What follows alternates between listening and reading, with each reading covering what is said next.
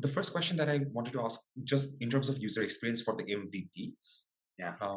So in the video, it was showing that any small business, they can apply, they can create their profile, and based on that, they will get suggestions of investors.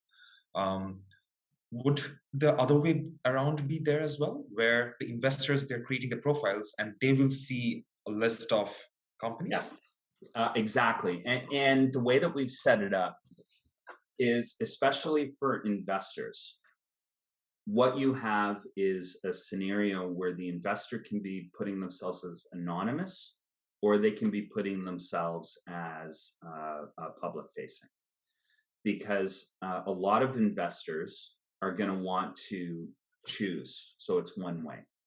So, but what will happen is everybody is organizing themselves in a situation where they're only receiving and seeing in their search engine results all of the people who match them.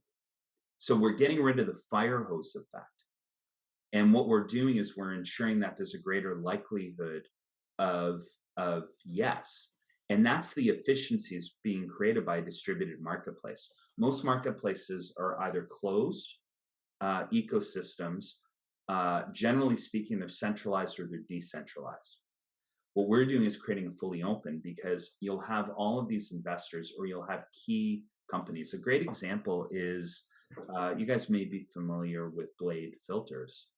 And here's a fantastic example. You'll have a group of people who would have loved to have participated, that they have got manufacturing backgrounds, they might have filtration backgrounds, they're going to understand the engineering, they're going to understand the global patent.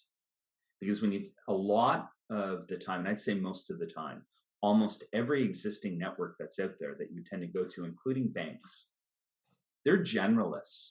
And their focus isn't going to be on the concept and the idea. They rarely understand it. They rarely understand the industry and the opportunity, let alone the engineering behind it.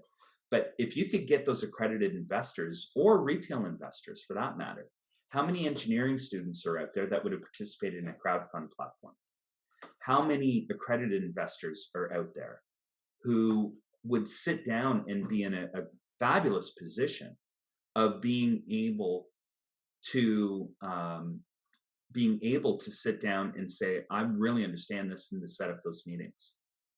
So the goal here is those people would either become visible for them, or they would become very visible from the other side, where they may have been anonymous to, say, Blade, but that would have popped up and they could have looked into it. So that's how that's being said.